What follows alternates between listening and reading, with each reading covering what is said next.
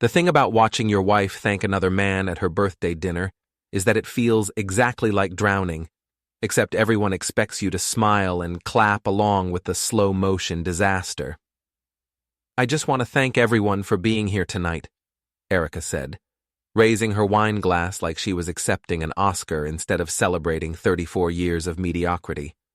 "Especially my dear brother-in-law, Jake, who always knows exactly what a woman needs."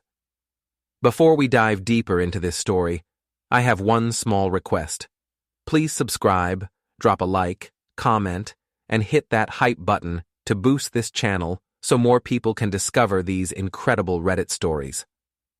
The applause rippled through Marcello's Italian restaurant like a disease.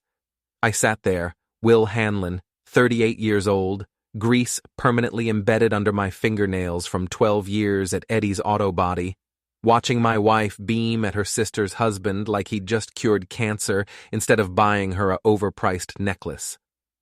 Jake Morrison leaned back in his chair, that smug grin plastered across his face like cheap paint on a salvage car. Everything about the guy screamed trust fund baby-playing businessman, from his perfectly styled hair to his Rolex that probably cost more than I made in 6 months. He owned 3 car dealerships around Cleveland and never let anyone forget it. "Anything for family," Jake said, winking at Erica. "Some people just deserve the finer things in life." The barb hit its target. I felt my jaw clench as I reached for my beer. A Budweiser, not the fancy wine everyone else was drinking because, hey, why break character now? "And of course," Erica continued, her voice dropping just enough to let everyone know the real show was starting, "I should thank my husband, too, for being here." The pause before being here lasted about 3 seconds. In marriage years, that's roughly equivalent to a public execution. My sister-in-law, Sarah, Jake's wife, had the decency to look uncomfortable. Their daughter Grace, my 7-year-old niece, was too busy coloring to notice the adults playing their favorite game of Let's Humiliate Will. But everyone else? They were eating it up like free dessert. "Will works so hard at that auto shop," Erica's best friend Tori chimed in, her voice dripping with fake sympathy. "It's just so honest, so blue-collar." I took a long sip of my beer and smiled. "Yeah, well, someone's got to fix the cars that rich people crash when they're texting and driving." Jake's laugh was sharp. "Good thing there's always plenty of work for guys like you, Will. People like me keep you in business." "People like you definitely keep me busy," I agreed. Just last week, I had to fix a BMW that some genius backed into a fire hydrant while trying to impress a waitress at Applebee's. Amazing how expensive cars don't come with common sense. The table went quiet. Jake's smile flickered like a bad headlight. "Will," Erica hissed under her breath, "but I was just getting warmed up." The really funny part was the guy was married, had family photos right there on his dashboard while he was trying to get some 20-year-old's phone number. Makes you wonder about people's priorities, you know? Sarah's face went pale. She stared at her husband, then at her plate. Jake's jaw tightened, but he kept that plastic smile in place. "Well," he said, "I wouldn't know anything about that kind of behavior." "Course not," I said. "You're way too smart to be that obvious about it." The tension at the table was thick enough to cut with a knife. Erica's eyes were shooting daggers at me, but for the first time in months, I felt like I could breathe. Maybe it was the beer, or maybe I was just tired of being everyone's favorite punching bag. Grace looked up from her coloring book. "Uncle Will, why is everyone being weird?" "They're not being weird, sweetheart," I said, reaching over to ruffle her hair. "They're just being themselves." The rest of dinner passed in uncomfortable small talk. Jake kept checking his phone, Sarah barely touched her food, and Erica spent the entire meal texting someone under the table, probably complaining about me to her sister or Tori. When the check came, Jake made a big show of grabbing it. "My treat, everyone. It's the least I can do for such a special lady." He handed his platinum credit card to the waitress like he was doing charity work. I watched Erica's face light up again, and something cold settled in my stomach. "You're so generous, Jake," she gushed. "I don't know how Sarah got so lucky." Sarah's fork clattered against her plate. "I'm going to the bathroom," she mumbled, practically running toward the back of the restaurant. "Probably something she ate," Jake said, not even watching his wife leave. His eyes were still on Erica. That's when it hit me. The way he looked at her. The way she looked back. The expensive gifts. The constant attention. The little comments designed to make me feel small. This wasn't just Jake being an arrogant rich boy.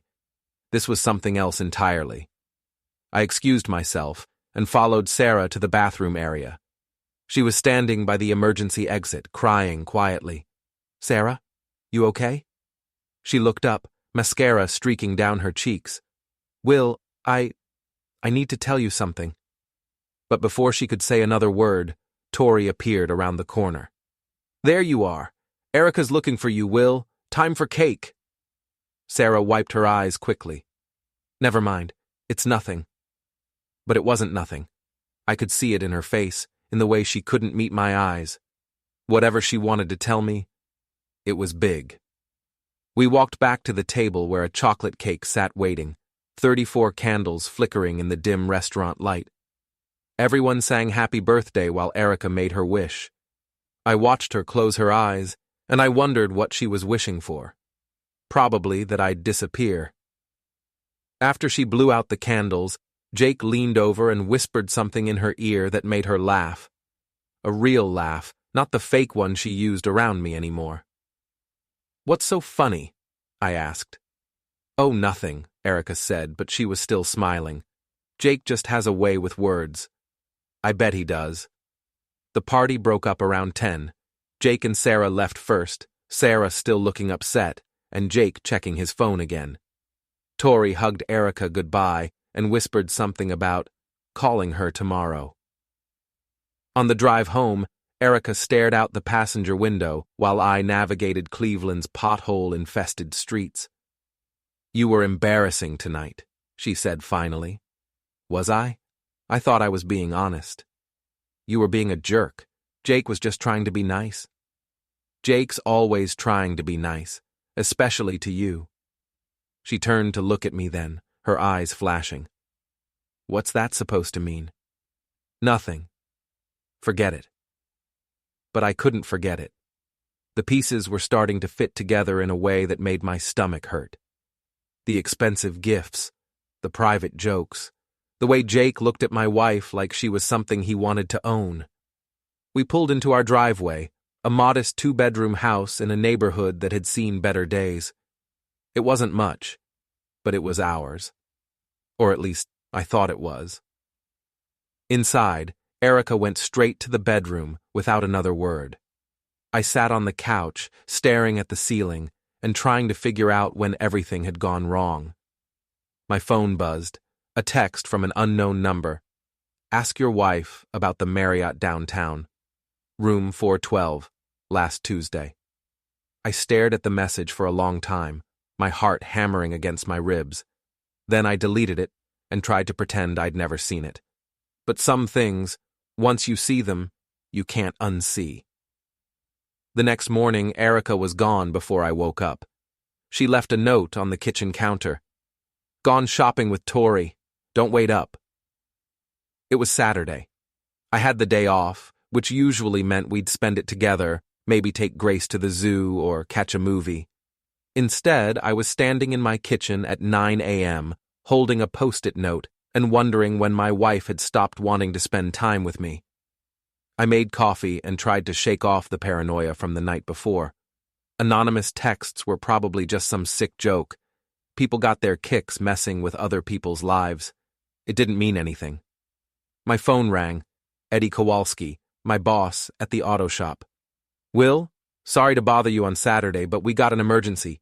Mrs. Patterson's Cadillac broke down on I-90 and she's having a fit. Can you come in for a few hours?" "Sure, Eddie. Give me 30 minutes. Work was exactly what I needed. Something real, something I could fix with my hands instead of trying to figure out with my head. The auto shop was quiet on weekends, just me and the smell of motor oil and the sound of classic rock playing from Eddie's ancient radio. I lost myself in Mrs. Patterson's engine trouble, a simple alternator replacement that took my mind off everything else. Around noon, I was finishing up when I heard voices outside. Through the garage door window, I saw Jake's silver Mercedes pull into the parking lot next door, behind Tony's Pizza. Jake got out, checked his watch, then leaned against his car like he was waiting for someone. 5 minutes later, a blue Honda Civic pulled up next to him. Erica got out. I watched through the grimy window as my wife walked over to my brother-in-law, and he pulled her into his arms. Not a family hug, not a friendly greeting, the kind of embrace that made my blood turn to ice water. They talked for a few minutes, standing close together. Jake handed her something, looked like an envelope. Then they got into his Mercedes and drove away. I stood there for maybe 10 minutes, wrench still in my hand, trying to process what I'd just seen. The anonymous text from last night suddenly didn't seem so crazy.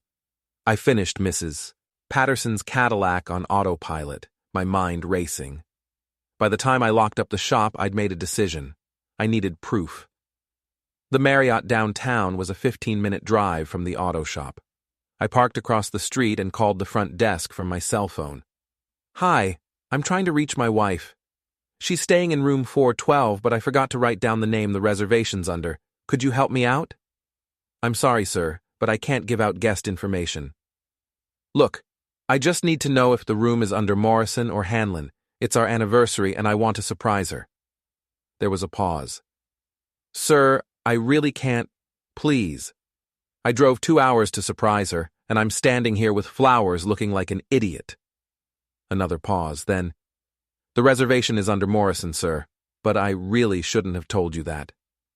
"Thank you. You just saved my marriage." I hung up and sat in my truck, staring at the hotel. Room 412. Jake Morrison. My wife was having an affair with her sister's husband, and they were using hotel rooms to do it.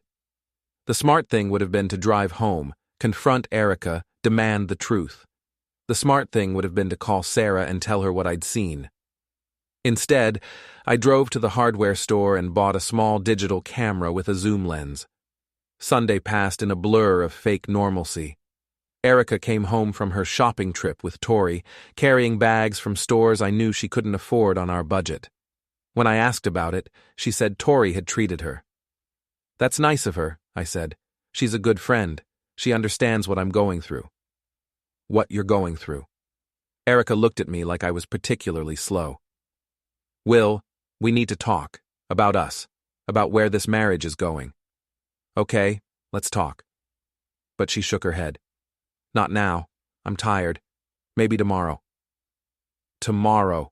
Always tomorrow with Erica. Tomorrow we'd talk. Tomorrow we'd work things out. Tomorrow we'd be happy again. Tomorrow had been coming for about 2 years now, and I was starting to think it was never going to arrive. Monday morning, I called in sick to work and followed my wife. She left the house at 8:30, supposedly heading to her job at Hartwell Insurance. Instead, she drove straight to Jake's newest dealership on the west side of town. I parked across the street and watched through the camera's zoom lens as she went inside. An hour later, they came out together. Jake locked up the dealership, apparently business could wait, and they drove to a different hotel, the Hampton Inn this time. I took pictures. Jake's hand on Erica's back as they walked into the lobby, the two of them getting into the elevator. Jake's Mercedes and Erica's Honda parked side by side in the lot. They stayed for 3 hours. When they came out, Erica's hair was messed up and Jake was grinning like he'd won the lottery. They kissed goodbye in the parking lot, not a peck on the cheek, but a full-on, hands-in-hair movie star kiss that lasted long enough for me to take a dozen photos. I followed Erica home, staying far enough back that she wouldn't notice. She pulled into our driveway at 2:30, giving herself plenty of time to shower and change before I was supposed to get home from work. When I walked through the front door at 5:15, she was in the kitchen making dinner like nothing had happened. "How was work?" she asked, not looking up from the stove. Same as always. How was your day? Boring, just paperwork and phone calls. I watched her lie to my face with the same expression she used to tell me she loved me, and something inside me finally snapped. Erica, we need to talk. Now. She turned around, and for just a second, I saw fear flash across her face. About what? I pulled out my phone and showed her one of the photos. Jake's hand on her cheek, her arms around his neck, the Hampton Inn sign visible in the background. The color drained from her face. Will, I can explain. Can you? Because I'd love to hear the explanation for this, and for the Marriott last Tuesday, and for all those shopping trips with Tori that somehow involve your sister's husband. She stared at the photo, then at me. For a moment, I thought she might break down, apologize, beg for forgiveness. Instead, her face hardened. How long have you been following me? Does it matter? You had no right? I had no right? The words came out louder than I intended. I'm your husband, Erica. I had every right to wonder why you've been lying to me for God knows how long. You don't understand, she said, but there was no remorse in her voice, just anger at being caught. Then help me understand. Explain to me how screwing your sister's husband is something I should be okay with. She slammed the wooden spoon down on the counter. You want to know the truth, Will? Fine. Jake makes me feel alive again. He makes me feel like I matter, like I'm worth something. When's the last time you made me feel that way? The words hit like a physical blow. So, this is my fault? Not entirely. But you can't tell me you're surprised. We've been strangers for years. We've been strangers because you made us strangers. Every time I tried to talk to you, you shut me down. Every time I suggested we do something together, you had other plans. Because those other plans were more interesting than sitting around this house, watching you drink beer and complain about work. We stared at each other across the kitchen, two people who'd somehow become enemies without noticing when it happened. How long? I asked. Does it matter? It matters to me. She looked away. 6 months. 6 months. Half a year of lies, half a year of her coming home to me after being with him. Half a year of me thinking we just needed to try harder to fix whatever was broken between us. What about Sarah? What about Grace? Did you think about them at all while you were destroying their family? Sarah doesn't have to know. This doesn't have to affect anyone else. Doesn't have to affect anyone else? Erica, you're having an affair with your sister's husband. How exactly did you think this was going to end? She didn't answer. She just stood there, defiant and beautiful and completely foreign to me. I want you to end it, I said finally. Or what? Or I tell Sarah, and I file for divorce. Her laugh was bitter. Go ahead, Will. Tell Sarah. File for divorce. See how that works out for you. What's that supposed to mean? It means Jake has money and lawyers and connections. It means I know things about you that wouldn't look good in court. It means you should be very careful about threatening me. I stared at her, this woman I'd loved for 10 years, and realized I didn't know her at all. Get out, I said quietly. What? Get out of my house, tonight. Go stay with Jake or Tori or whoever else you've been lying to, but don't sleep under my roof tonight.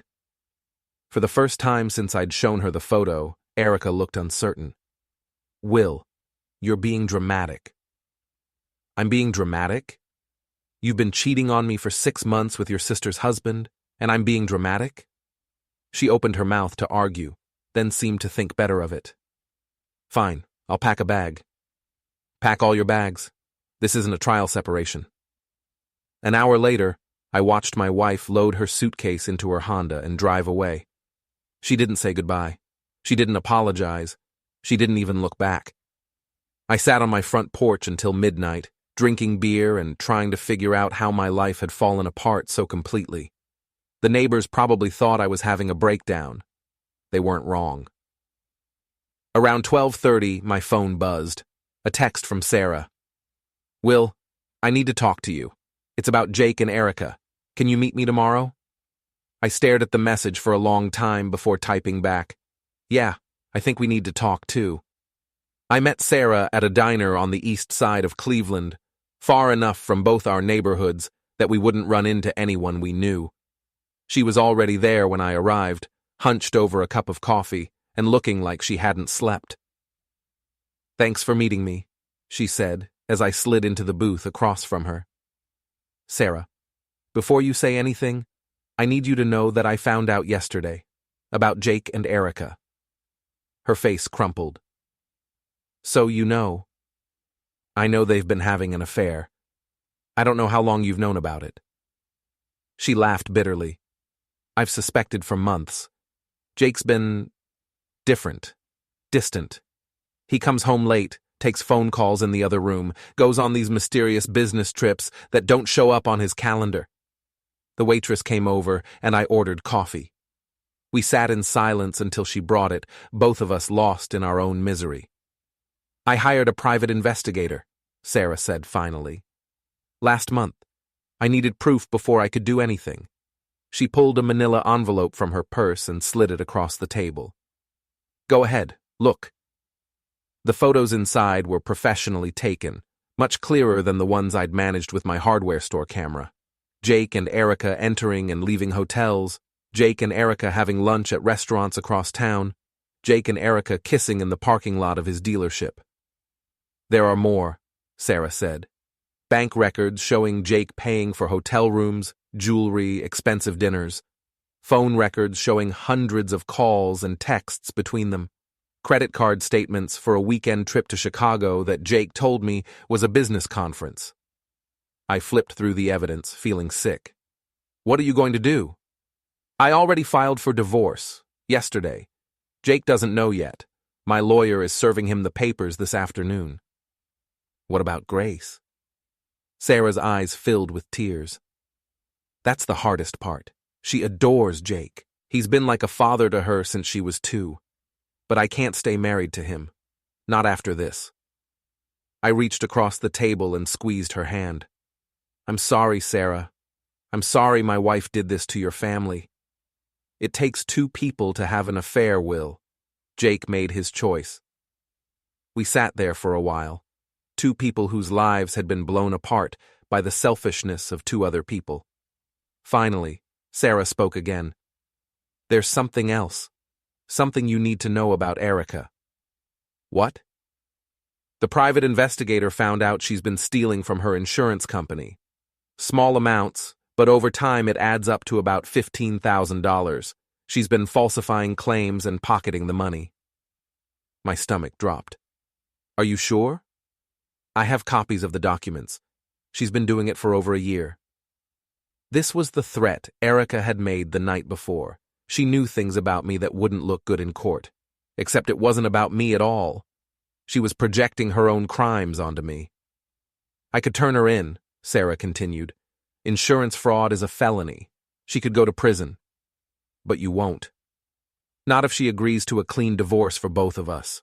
No alimony, no fighting over assets. Jake can keep his businesses. I'll keep the house in custody of Grace. You get to keep your house and whatever else you want to keep." It was a good plan. Clean, simple, and it gave us both leverage over our cheating spouses. But something about it felt wrong. "What if they don't agree?" I asked. Sarah's smile was cold. "Then I make some phone calls. To the insurance company, to the state licensing board, to the IRS. Jake's been hiding income for years. I have proof of that too. They'll both end up in more trouble than they can handle." I looked at this woman I'd known for 8 years, Sarah, who made cookies for school bake sales and volunteered at the animal shelter, and realized she was tougher than any of us had given her credit for. "When do we tell them?" "Tonight. I thought we could do it together. Present a united front." I agreed, and we spent the next hour planning our approach. By the time I left the diner, I felt something I hadn't felt since this whole mess started. Hope. That evening, Sarah called Jake and told him to meet her at my house. She didn't explain why, just said it was important and involved me and Erica. Jake, probably thinking his wife had figured out the affair and was planning some kind of intervention, agreed to come. Erica was harder to track down. She wasn't answering her phone, and when I called Tori, she claimed not to know where Erica was staying. Finally, I texted her. Sarah knows about you and Jake. We need to talk. All four of us. My house, 8 p.m. She texted back, I'll be there. At 8 o'clock sharp, Jake's Mercedes pulled into my driveway. He got out looking confident and slightly annoyed, like a man who had better things to do than deal with his wife's dramatics. Erica arrived 5 minutes later. She'd obviously been staying somewhere nice. Her hair was freshly styled, and she was wearing a new dress I'd never seen before. Probably bought with stolen insurance money. They both stopped short when they saw Sarah and me standing together on my front porch. "What's this about?" Jake demanded. "Come inside," Sarah said calmly. "We'll explain everything." In my living room, the four of us sat like we were having a normal family meeting instead of confronting two cheaters with evidence of their crimes. Sarah took the lead. "Jake, I know about the affair. I know about the hotels, the trips, the money you've been spending on Erica. I know about the income you've been hiding from the IRS. And Will knows about Erica stealing from her insurance company." Jake's face went white. Erica just looked angry. "You had us followed," Erica said. "You actually hired someone to spy on us." "We protected ourselves," I replied. "Something we should have done months ago." "This is ridiculous," Jake said, but his voice lacked conviction. "Sarah, if you think I'm having an affair—" Sarah pulled out the manila envelope and dumped the contents on my coffee table. Photos, bank statements, phone records, credit card bills. The evidence of their betrayal spread out like a roadmap of lies. Jake stared at the papers, his jaw working silently. Erica picked up one of the photos, her and Jake kissing outside the Hampton Inn, and laughed. "So what? So what if we're having an affair? You want to destroy both our marriages over this?" "You already destroyed both marriages," I said. "We're just dealing with the aftermath." "Here's what's going to happen," Sarah said, her voice steady and cold. "Jake, you're going to agree to a quick, clean divorce. No alimony, no fighting over assets. I keep the house and custody of Grace. You keep your businesses, assuming the IRS doesn't shut them down when I report your tax evasion. And Erica," I continued, "you're going to agree to the same thing. Clean divorce, no alimony, no games. You find somewhere else to live, and you stay away from Sarah's family." "Or what?" Erica challenged. "Or Sarah makes some phone calls," I said. "To your boss at Hartwell Insurance, to the State Attorney General's office, to the FBI's Financial Crimes Division. Insurance fraud is a federal offense, Erica. You could go to prison."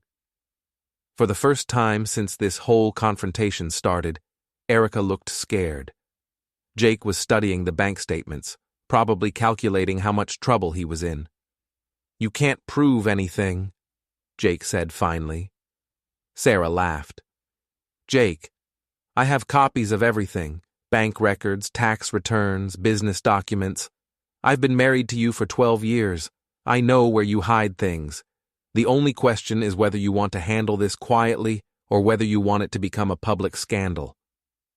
"Think about it," I added.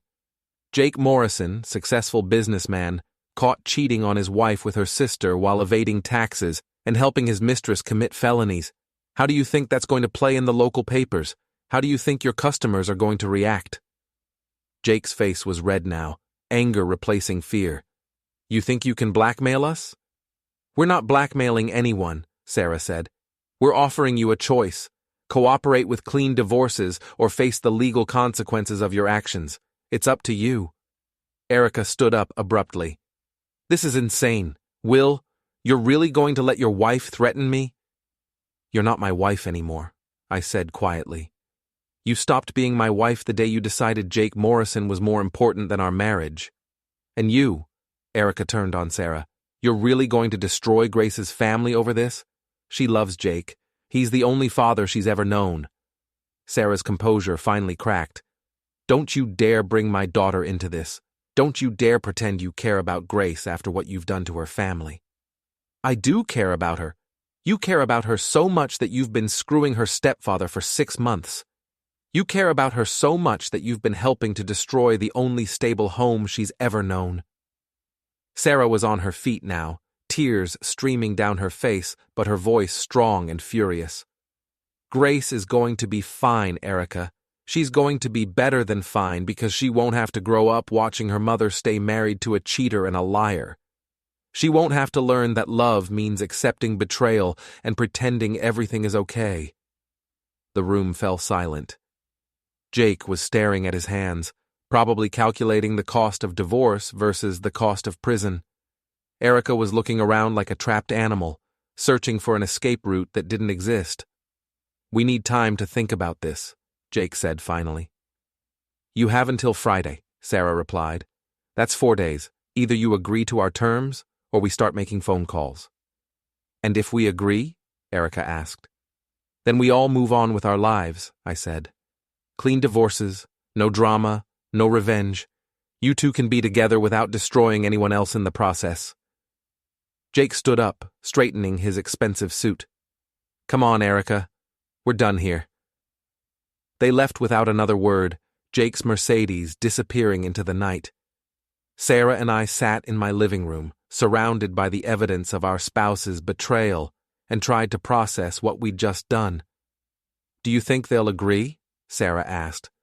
They don't have much choice. Jake's got too much to lose, and Erica's looking at felony charges. I never thought I'd be capable of something like this, Sarah said. Threatening people, manipulating them. It doesn't feel like me.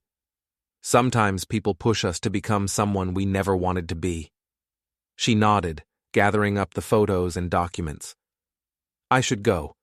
Grace is staying with my mom tonight, but I want to be there when she gets home from school tomorrow. After Sarah left, I sat alone in my house now, not our house, and tried to figure out what came next. For the first time in months, the future felt like something I could control instead of something that was happening to me. My phone buzzed. A text from an unknown number. You think you're so smart. This isn't over. I deleted the message and turned off my phone. Whatever Erica and Jake were planning, I'd deal with it when it happened. Tonight, I was done being afraid of them. Friday came and went without a word from Jake or Erica. Sarah called me that evening, her voice tight with worry. They haven't responded to the divorce papers. Jake's been avoiding me all week, and Erica's not answering her phone. Maybe they're trying to figure out their legal options. Or maybe they're planning something. She was right to be worried. I'd been getting anonymous texts all week. Threats, accusations, promises of revenge. The messages came from different numbers, but I knew they were from Erica. She was trying to rattle me, make me back down. Instead, they just made me angry. Saturday morning, I was working on a transmission rebuild when Eddie came into the garage, looking grim. Will, we got a problem. Someone called the city inspector, claimed we're dumping oil illegally and running an unsafe shop. My stomach dropped. When's the inspection? Monday morning, and whoever called them knew exactly what to say to get their attention. This isn't some random complaint. I thought about the threatening texts, about Erica's promise that this wasn't over. She was escalating, trying to destroy my livelihood since she couldn't intimidate me into backing down. Don't worry about it, Eddie. Our shop's clean. We'll pass any inspection they want to throw at us. But Eddie looked worried. Will, inspections like this can shut us down for weeks, even if we pass eventually. I can't afford that kind of disruption. That afternoon, I drove past Jake's main dealership and saw something that made me pull over. A for sale sign in the window, and Jake loading boxes into his Mercedes. I called Sarah. I think they're running. What do you mean? Jake's clearing out his dealership. It looks like he's liquidating assets, getting ready to disappear. There was a long pause. Grace asked me yesterday why Jake hasn't been around. I told her he was busy with work, but she's not stupid. She knows something's wrong. Sarah, if they run, we lose all our leverage. Jake takes whatever money he can grab, and Erica disappears before anyone can arrest her for fraud. So what do? I made a decision that would have scared me a week ago. We stop playing defense and start playing offense. Sunday night, I put my plan into action. I'd spent the day gathering information. Jake's business associates, his customers, his competitors. Social media had made it easy to find out who mattered in his world. I created an anonymous email account and sent a simple message to 50 people in Cleveland's car dealership community. Ask Jake Morrison about his tax problems and his affair with his sister-in-law. Ask him why he's liquidating his businesses and preparing to leave town. Then I sent a more detailed email to 3 local reporters, complete with photos and financial documents Sarah had provided. I didn't accuse Jake of any crimes. I just asked questions and provided evidence, letting them draw their own conclusions. By Monday morning, Jake's phone was ringing off the hook. By Monday afternoon, a reporter from Channel 8 was standing outside his dealership with a camera crew. I watched the news that night from my living room, eating takeout Chinese food and feeling something I hadn't felt in months: satisfaction. Local businessman Jake Morrison is facing questions tonight about his business practices and personal life, the reporter said, standing in front of Morrison Motors. Sources close to Morrison say he's been liquidating assets and may be preparing to leave Cleveland amid rumors of tax evasion and an extramarital affair. The story was brief, just 2 minutes of speculation and innuendo, but it was enough. Jake Morrison's reputation was now a public question mark. My phone rang. Sarah. Will, what did you do? I leveled the playing field. Jake's been calling me all evening, screaming about lawsuits and revenge. He knows this came from us. Good. Let him scream. What's he gonna do, sue us for telling the truth?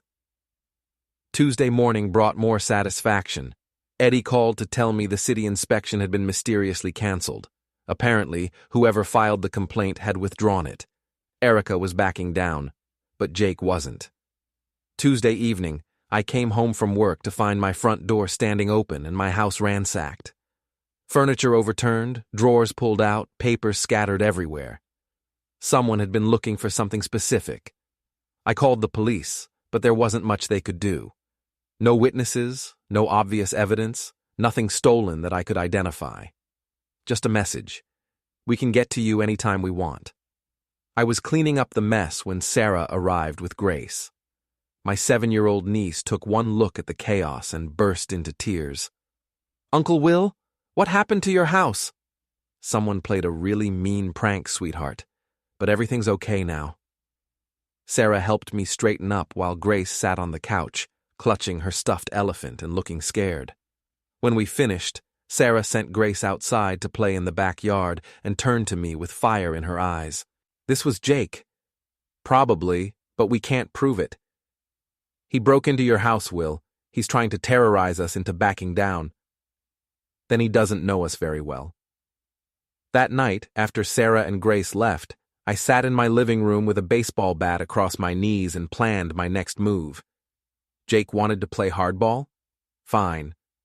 I'd been playing nice, trying to handle this like a civilized adult, but civilization was a luxury I could no longer afford. Wednesday morning, I called in sick to work and drove to Jake's house. He lived in a gated community in Westlake, the kind of place where the lawns were always perfect and the neighbors minded their own business. I parked down the street and waited. At 10 a.m., Jake's Mercedes pulled out of his driveway.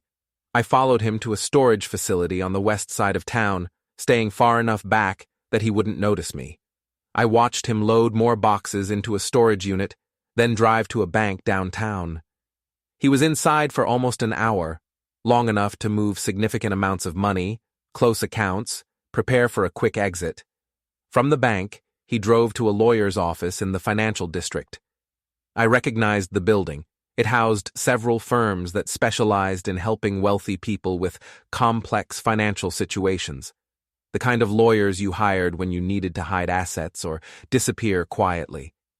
Jake was planning to run, just like I'd suspected. But he was making one crucial mistake. He was following a predictable pattern, and patterns could be disrupted. That afternoon, I paid a visit to the storage facility. The manager was a guy named Tony who looked like he'd seen everything and been impressed by none of it. "I need to report suspicious activity," I told him. "Unit 247. Guy's been storing what looks like stolen merchandise, moving it in and out at weird hours." Tony looked bored. "You got proof?" "I got photos." I showed him pictures I'd taken of Jake loading boxes. "That's Jake Morrison. You probably saw him on the news. He's under investigation for tax evasion, and now he's hiding assets in your storage facility." Tony's expression changed. Storage facilities didn't want to be involved in federal investigations. "I'll look into it," he said. "You might want to look into it fast. The FBI tends to seize entire properties when they find evidence of money laundering." I left Tony with a lot to think about and drove to my next stop, the offices of Channel 8 News. I asked for Rebecca Martinez, the reporter who'd done the story on Jake. She agreed to meet me in the lobby. "I have more information about Jake Morrison," I told her. "He's liquidating assets, hiding money in offshore accounts, preparing to flee the country. I have documentation." Rebecca's eyes lit up. Reporters loved a good scandal, especially one with federal crimes and fleeing suspects. "What kind of documentation?" I handed her a folder containing copies of everything Sarah had given me, plus photos of Jake's activities over the past few days: bank visits, lawyer meetings, storage facilities. "This is all legal?" she asked. Everything in that folder came from public records or was photographed in public places. Jake Morrison's made himself a public figure. This is just investigative journalism. That evening, Channel 8 ran a follow-up story. "Morrison under investigation. Local businessman may be fleeing Cleveland." It was more detailed than the first report, with specific allegations and photographic evidence. By Thursday morning, Jake Morrison was the most talked-about man in Cleveland, and not in a good way. My phone rang at work. "Erica." "Will, you need to stop this. Right now." "Stop what?" "You know what. The news stories, the harassment, the investigation. Jake's business is ruined. Jake ruined his own business when he decided to cheat on his wife and evade taxes. This isn't just about Jake anymore. You're destroying innocent people too." "Innocent people? Like Sarah? Like Grace? Like me? Like the people who work for Jake, who are going to lose their jobs because of your vendetta." I almost laughed. "My vendetta?" "Erica, you've been stealing money from your insurance company for over a year. Jake's been cheating on his taxes and his wife. You both made your choices. Now you get to live with the consequences. We can still work this out. Call off the reporters, stop the investigation, and we'll agree to the clean divorces. Too late for that. You had your chance to handle this quietly, and you chose to break into my house instead." "Jake didn't break into your house?" "Right. It was probably the tooth fairy." There was a long pause. "Will, if you don't stop this, we're going to have to protect ourselves." "Is that a threat?" "It's a promise." She hung up. I sat at my workbench, holding the phone and trying to decide if I cared about her threats. The answer was simple. I didn't. Thursday evening brought the news I'd been waiting for. Rebecca Martinez called me at home. "Will, I wanted to give you a heads up. The FBI is opening a formal investigation into Jake Morrison's business practices. My sources say they're looking at tax evasion, money laundering, and possible racketeering charges." "When?" "They're executing search warrants tomorrow morning. His businesses, his house, the storage facility, everything." I thanked her and hung up, feeling a satisfaction so deep it was almost spiritual. Jake Morrison had spent months thinking he was smarter than everyone else, that he could cheat and lie and steal without consequences. Tomorrow, he'd learn otherwise. Friday morning, I took the day off work and drove to Jake's neighborhood. I parked on a hill overlooking his house and watched through binoculars as federal agents executed their search warrant. They came in force: FBI, IRS, local police. Jake's mansion was surrounded by law enforcement vehicles, and agents were carrying out boxes of evidence. Neighbors stood in their driveways watching the spectacle and probably thanking God it wasn't happening to them. Jake himself was escorted out in handcuffs, his expensive suit wrinkled and his face gray with shock. As they put him in the back of an FBI car, he looked up the hill toward where I was parked. Even from a distance, I could see the hatred in his eyes. He knew I was responsible for this. He knew I'd destroyed his life as thoroughly as he'd tried to destroy mine. I waved. The FBI car drove away, taking Jake Morrison to a future that would involve federal prison, financial ruin, and the complete destruction of everything he'd thought made him better than people like me. My phone buzzed. A text from Sarah. "It's over. Jake's been arrested. Erica turned herself in to the insurance company an hour ago. She's cooperating with their investigation in exchange for a plea deal." I typed back, "Good. How's Grace?" "Confused, but she'll be okay. Kids are resilient." I put my phone away and drove home, feeling lighter than I had in months. It was over. Jake and Erica had paid the price for their betrayal, and Sarah and I were free to rebuild our lives. That evening, I sat on my front porch with a beer and watched the sunset. For the first time since this whole mess started, the future looked bright. My phone rang one last time. Rebecca Martinez. "Will, I wanted to thank you. This story is going to win me an award. Just doing my civic duty. There's one more thing. Jake Morrison wants to make a statement from jail. He's claiming he was set up, that his brother-in-law orchestrated the whole investigation out of jealousy." I laughed. "Let him claim whatever he wants. The evidence speaks for itself." "So you're not worried about his accusations?" "Rebecca, Jake Morrison is a convicted felon sitting in federal prison. I'm a guy who fixes cars for a living and pays his taxes on time. Who do you think people are going to believe?" She laughed too. "Good point. Take care, Will." I hung up and finished my beer, watching the stars come out over Cleveland. Tomorrow I'd go back to work at Eddie's shop. I'd fix cars and live quietly and try to figure out what came next. But tonight, I was content to sit on my porch and savor the taste of justice served cold. Jake Morrison had thought he could destroy my life without consequences. He'd learned otherwise. Erica had thought she could steal and cheat and lie her way to happiness. She'd learned otherwise too. Sometimes the good guys actually win.